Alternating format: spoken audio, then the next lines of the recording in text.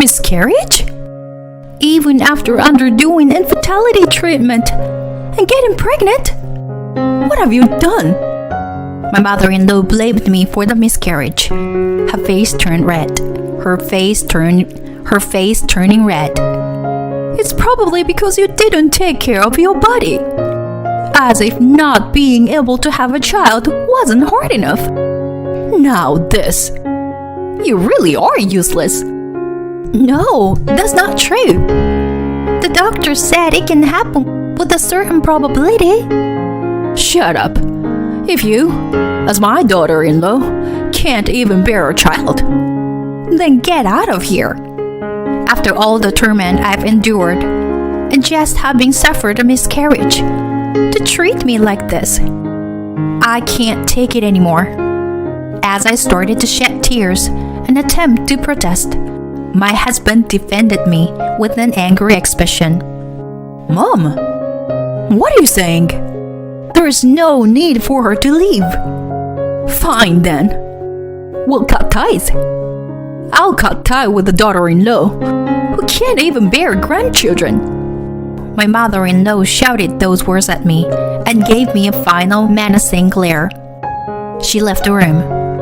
After that, I had no contact with my mother-in-law for 3 years, and we didn't meet.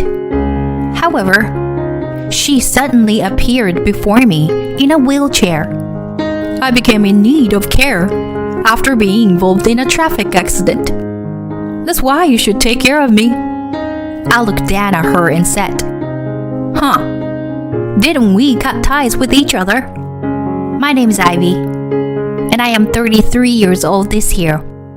I have been working as a caregiver even before getting married, and after marriage, I continued to work at the same workplace. I recently got certified as a care manager. So my main job is to come up with care plans for my patients. My husband Dylan is an office worker about the same age as me, and we met through a friend. Dylan graduated from a top university and works for a large corporation. At first, I thought there was a mismatch between him and me, as I only have a high school education. But Dylan continued to express his love for me. We had a good relationship, and after 2 years of dating, Dylan proposed to me. Ivy, please marry me. Let's become a family. Thank you, Dylan. I'm truly happy. I was at the height of my happiness at this time. I never imagined what would happen next. After accepting the proposal, we went to Dylan's parents' house to make a marriage introduction. Dylan's father passed away when he was in high school due to an illness. Since he is an only child, his mother lives alone in their family home. Nice to meet you. I'm Ivy. Standing at the entrance of my in-laws' house, I greeted my mother-in-law nervously. Are you Dylan's partner? My mother-in-law scrutinized me from head to toe. I want to marry her. Upon hearing Dylan's words, my mother-in-law smiled at him. Well, Dylan, we need to get to know this person first. My mother-in-law addressed me as I nervously sat on the couch. Your name is Ivy, right? Which university did you graduate from? I'm sorry. I didn't attend a university. I graduated from a local vocational school. Wow. My mother-in-law visibly frowned her brow and covered her mouth.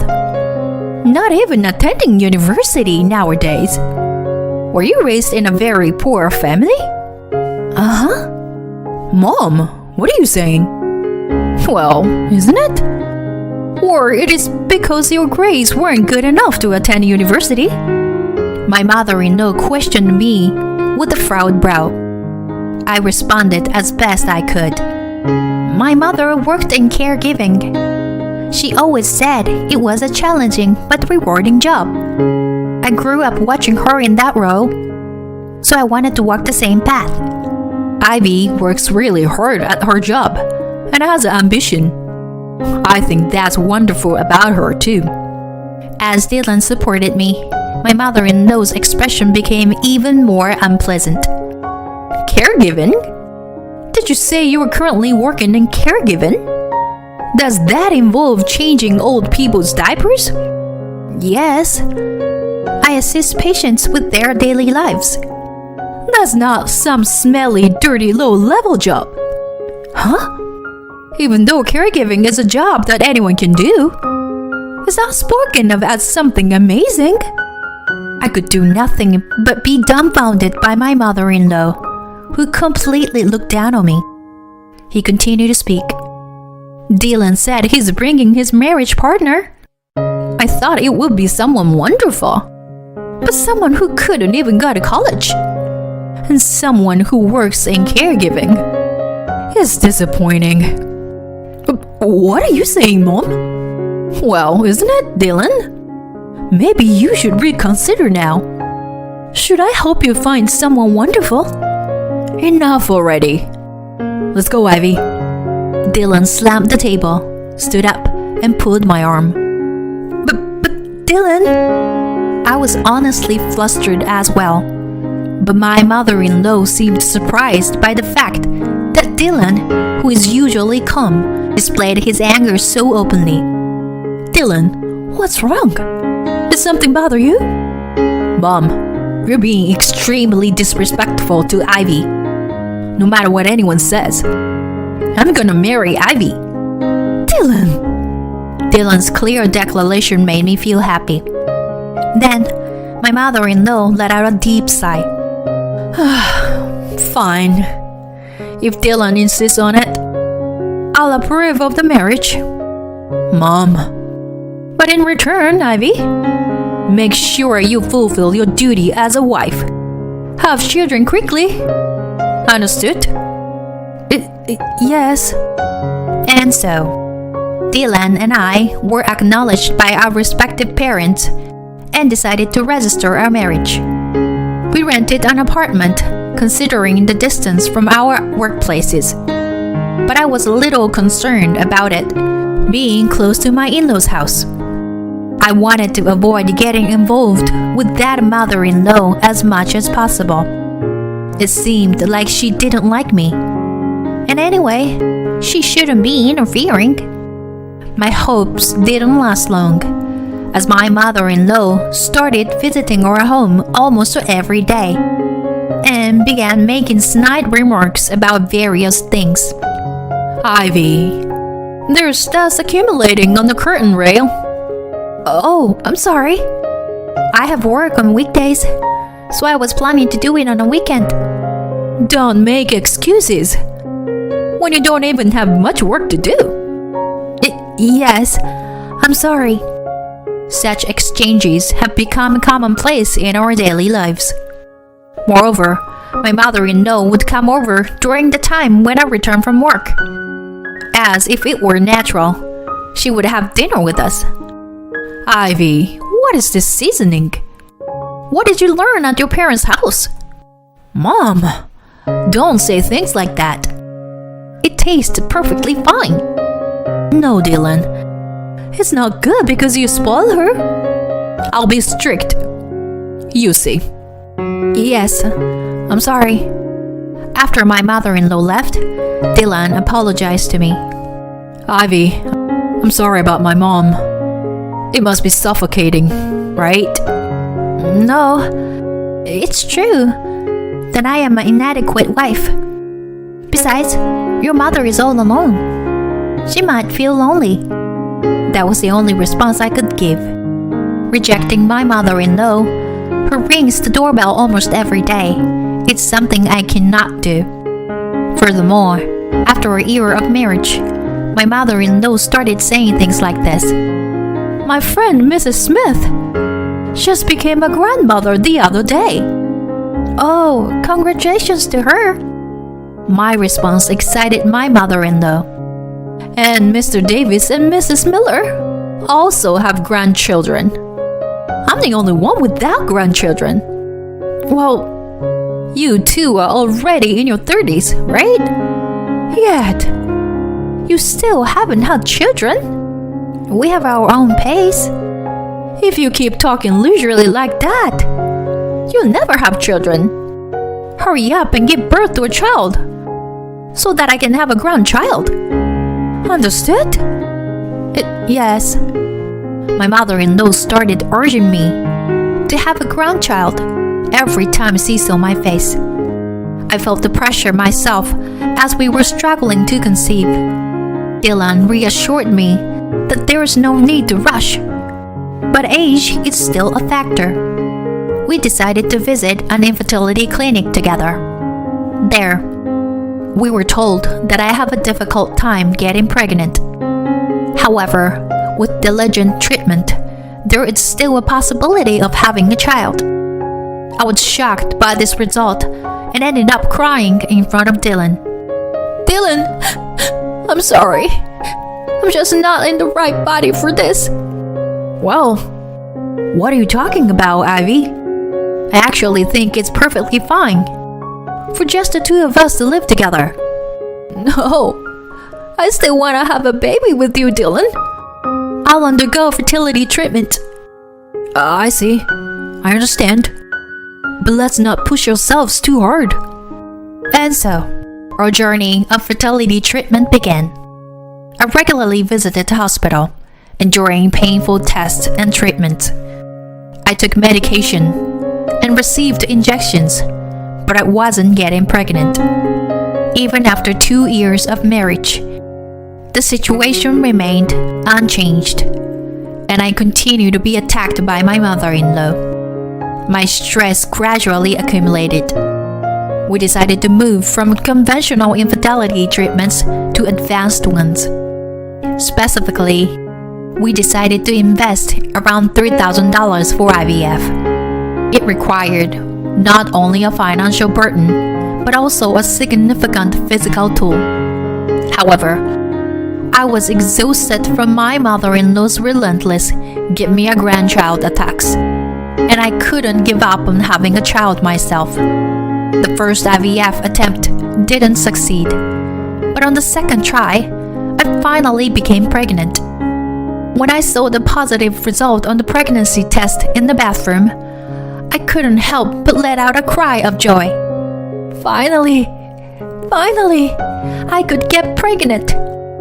I have to cherish and raise this baby with care. As I discarded the pregnancy test in the bathroom trash and washed my hands outside, the doorbell rang. Ivy, please open the door. Once again, it's my mother-in-law. I reluctantly let her into the house as usual. Since the positive result just appeared, and I haven't confirmed it at the hospital, it's better not to tell her yet. Just as I decide to keep it a secret from my mother-in-law, Ivy, are you pregnant? She asked me like that. Huh? But look, I found this in the bathroom. In her hand was the pregnancy test that I had just thrown away. Did she actually rampage through the toilet trash to stoop that low? As I was in shock, my mother-in-law blurted out these words. I always thought you were useless, unable to get pregnant. But now you finally did it. Now I can have a grandchild too. Oh, how wonderful. Just as I was speechless, Dylan returned home. I'm back. Oh, Dylan, that's wonderful. It seems Ivy is finally pregnant. What? Ivy? Is it true? Yes. I just got a positive result on the pregnancy test. But it's still early. Really? I'm so happy. Faced with Dylan's joy, I couldn't say anything at that moment. That night, I decided to talk to Dylan. Hey, Dylan. Getting a positive result on the test doesn't guarantee a successful pregnancy in the early stages. There is a high possibility of miscarriage. Is that so? Yeah. That's why I thought it would be best to keep it a secret from your mother for now. But then she found the test in the toilet. Mom is looking forward to her grandchildren. I'm sure she'll adore them. Yeah. I went to bed with anxiety weighing on me. The next day, I went to the OBGYN clinic and it was confirmed that I was pregnant. However, 2 weeks later, I received this news. We couldn't detect the baby's heartbeat. In other words, I had a miscarriage in the early stages of pregnancy. After the surgery, when I returned home, I broke down in tears. Dylan had a solemn expression on his face and gently struck my back. Ivy, for now, take your time to rest. Gather yourself before moving forward. Dylan, I'm sorry. Truly sorry. At that moment, the doorbell rang. Unfortunate timing. It was the time when my mother-in-law would usually visit. Let's ask her to leave today. I stopped Dylan from doing so. I need to explain the situation to your mom. As my mother-in-law entered the house, she was startled by the sight of my tear-stained face. Why are you crying? Could it be... Yes, I had a miscarriage.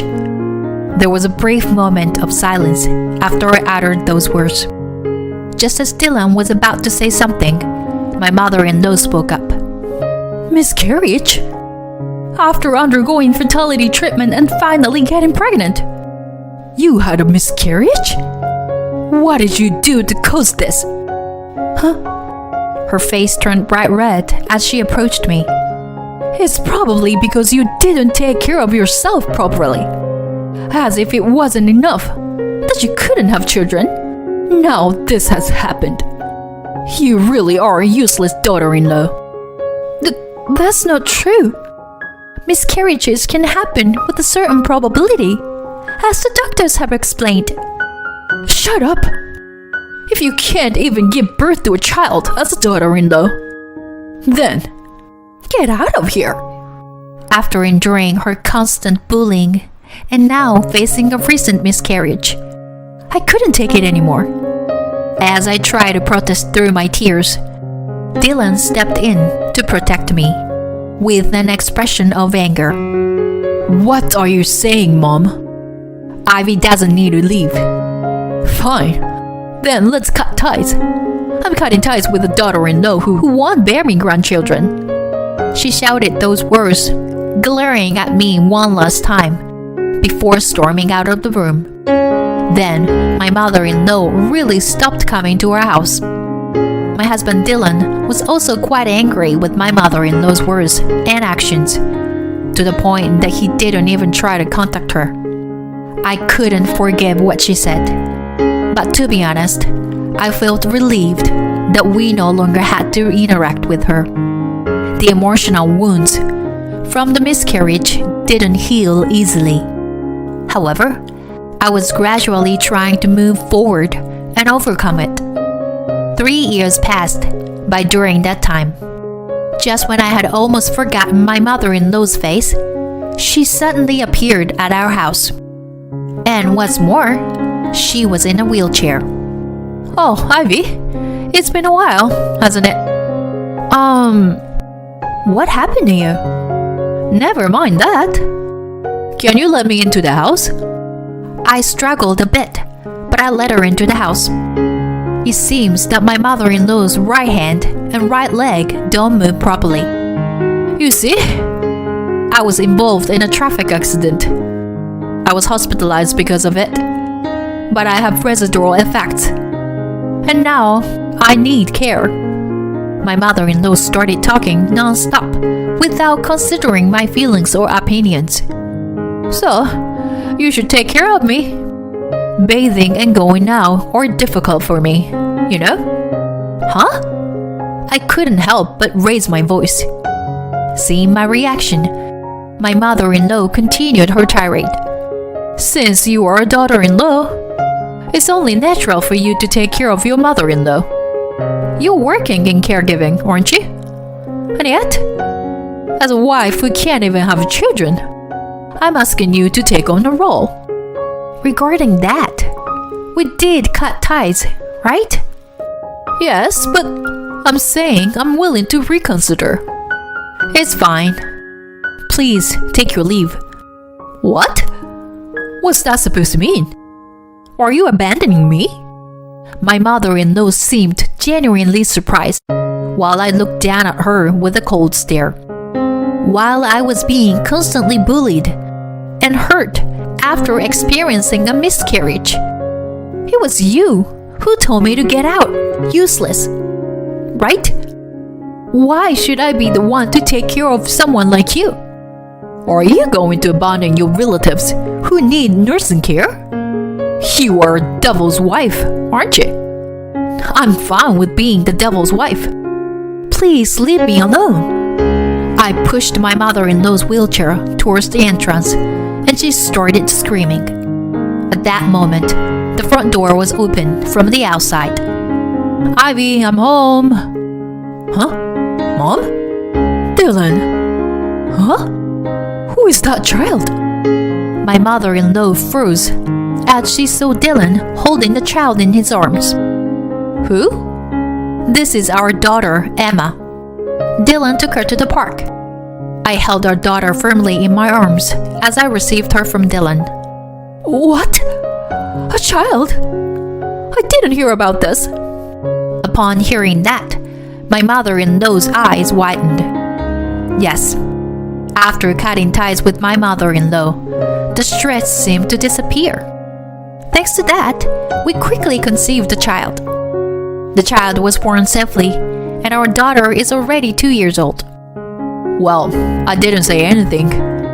I can't believe someone would utter such abusive words to Ivy. It's not what I would expect from a mother. Dylan, you know how much I long to hold my grandchild, right? I'm aware of that, but even so, I can't let someone who hurts my wife off the hook. So, what do you need today? As Dylan casually said that, my mother-in-law's mouth was left agape. I explained the situation to my husband. Upon hearing this, Dylan furrowed his brow. There's no way I would let Ivy take care of you. Just go home already. What are you saying? That's right. I'm going to live here together. I want to be with my grandchild too. Ivy can take care of me. It's as simple as that. I said we cut ties, didn't I? I'm sorry, but I can't live together. I won't provide any caregiving. My mother-in-law squeaks and grits her teeth and tries to grab me. Dylan stopped it. Got it. I'll find a facility for you. Dylan? Just quietly enter the facility. That would be the best for you, right? Now, go home. Dylan took his mother, who was causing a commotion in her wheelchair, without any argument. Afterwards, his mother moved into a facility he had found. Initially, she contacted us repeatedly, asking to visit and see her grandchild. However, as we continued to ignore her, those requests gradually ceased. Neither Dylan nor I have visited her, and we have no intention of doing so in the future. She will spend her old age alone, with a disabled body, but I have no sympathy for her. However, I do not sympathize with her. With her personality, she will find a way to persist stubbornly anywhere she goes. She may not be liked by those around her, but on the other hand, our family of 3 enjoys a peaceful and happy life. Recently, I discovered that I am pregnant with our second child. It seems that this time it will be a boy. I intend to prioritize our family's happiness and cherish our lives moving forward.